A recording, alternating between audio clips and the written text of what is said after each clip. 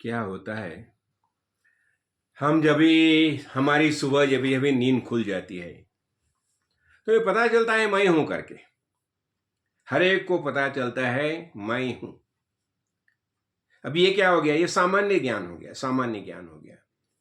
ऐसा संपूर्ण ये जगत हम देखते हैं ना, हम देखते हैं, सब कुछ देखते हैं, लेकिन ये ज्ञान कैसा हो गया, ये हो गया सामान्य ज्ञान हो गया। तो सुबह अभी मैं हूं, लेकिन मैं हूं कब, मैं कौन हूं, मैं शरीर हूं, यही ज्ञान हमें हो गया। तो अभी हम क्या करते हैं, हमें जब भी विशेष ज्ञान प्राप्त करना होता है तो हमें सदगुरु की शरण लेनी पड़ती है, और सदगुरु हमें विशेष ज्ञान देते हैं। और क्या विशेष ज्ञान देते हैं, तुम शरीर नहीं हो, तुम आत्मा हो, यह विशेष ज्ञान हो गया। बस उसी प्रकार अभी देखो, ये जब भी हम संत संग में जाते हैं ना तो मंथन होता है, मंथन होता है। सदगुरु के जो विचार है, वेद सदगुरु के विचार है ना, वेद में जो जो बातें बताए उसके साथ हमारा मंथन होता है, मंथन होता है, वैचारिक मंथन होता है। और वैचारिक मंथन होने के बाद वो ज्ञान प्रकट होता है, और वो जो ज्ञान वैचारिक मंथन के बाद जो ज्ञान प्रकट होता है उससे हमें पता चलता है मैं कौन हूं। वैसा ही देखो, अब ये लकड़ी है ना, ये देखो सामने ये लकड़ी है, ये लकड़ी में अग्नि है, लेकिन ये जो लकड़ी में जो अग्नि है वो लकड़ी को कुछ नहीं करता, लेकिन लकड़ी में अग्नि है। लेकिन जब भी वो लकड़ी का मंथन करते हैं, मंथन करते हैं, तो अग्नि प्रकट होता है। अभी जो अग्नि प्रकट होता है वो क्या करता है, वह लकड़ी का ही आकार धारण करता है, जैसे लकड़ी है वैसा आकार धारण करता है। और ये जो प्रकट हो गया जो अग्नि, अभी ये विशेष अग्नि हो गया, और ये विशेष अग्नि जो प्रकट हो गया वो क्या करता है, लकड़ी को जलाता है। अभी लकड़ी को जलाने के बाद फिर वो सामान्य होता है। कभी सामान्य हो गया, लकड़ी को जला दिया, फिर वो सामान्य हो गया। बस वैसा ही जब भी हमें ज्ञान प्राप्त होता है, आत्मज्ञान जो है, जब भी वह अनुभूति हमें आती है, तो ये संपूर्ण दृश्य जगत हो है, वो क्या है, हम देखते हैं, लेकिन ये दृश्य जगत जो है वो उसका विलय होता है, और हमें पता चलता है ये दृश्य जगत जो है, जैसा वो अग्नि जैसा सामान्य हो गया है, हाँ सामान्य अग्नि, वैसा ये संपूर्ण विश्व में चेतन परमात्मा ही है।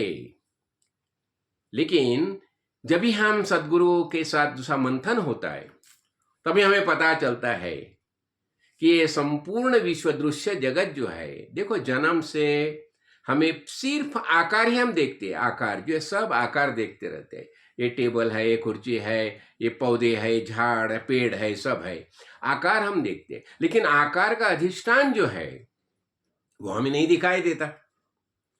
तो जब भी वो मंथन होता है सदगुरु के विचार के साथ, फिर सदगुरु हमें बता देते हैं, अरे ये जो तुम लकड़ी देख रही है, ये टेबल देख रही हो ना, ये टेबल नहीं है, ये क्या है, लकड़ी है, लकड़ी है।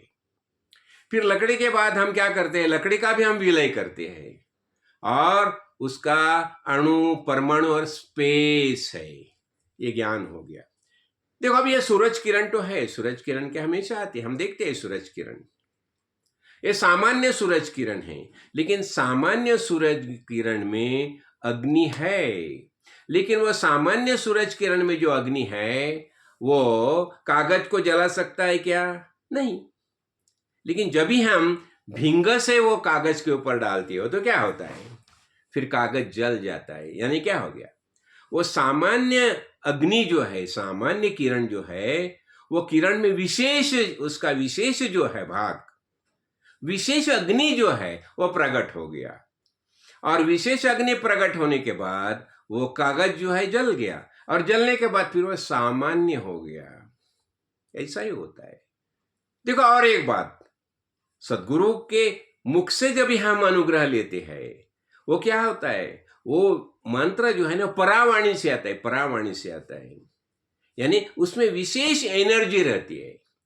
और वो विशेष एनर्जी होने के बाद उन्हें समझो हमारे सदगुरु ने बता दिया, सोहम सोहम, ये मंत्र दे दिया, तो ये मंत्र का एक विशेष फोर्स रहता है, विशेष एनर्जी रहती है सदगुरु के, जो क्यों परावाणी से आती है। और वो विशेष एनर्जी के कारण हमें ज्ञान हो जाता है, मैं ही हूं, सोहम सह अहम, वो परमेश्वर परमात्मा मैं ही हूं, ये ऐसा हमें ज्ञान होता है। जैसे सूरज किरण में हमने देखा ना, हाँ, अभी अभी वैसा ही देखो, ये अनेक प्रकार, अभी सामान्य और विशेष पेशा देखो। अभी जो सामान्य, देखो हम देखो, मुझे एक बताइए कि आपका सबसे ज्यादा, अभी देखो हम प्रेम प्रेम किसके ऊपर रहता है?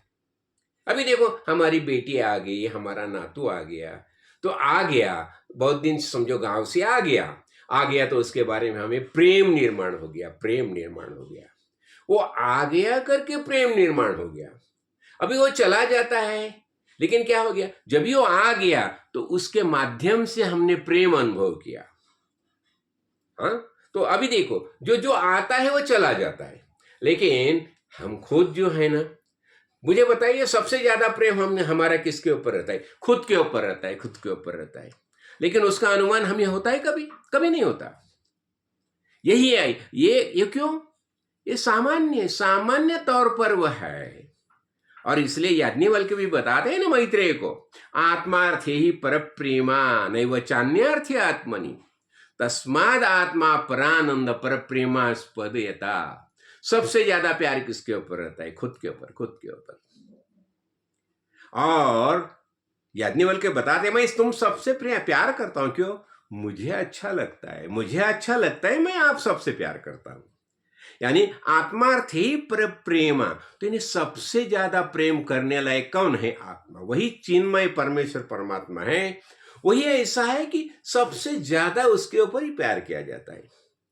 अभी देखो सामान्य, और अभी देखो ये सामने पेपर है, अभी देखो उसके ऊपर समझो बहुत कुछ बातें लिखी है, हमारा ध्यान कहाँ जाता है? उसके ऊपर क्या लिखा है? लिखा है ना, पूर्णमद पूर्णमिदम पूर्णात् पूर्णमुदच्यते पूर्णस्य पूर्णमादाय पूर्णमेवावशिष्यते, जो तो ये लिखा है। तो हमारा ध्यान कहाँ चला गया? जो लिखा है उसके ऊपर ध्यान चला गया। लेकिन वो पेपर, इतना बड़ा पेपर है, उसके ऊपर हमारा ध्यान चला गया नहीं।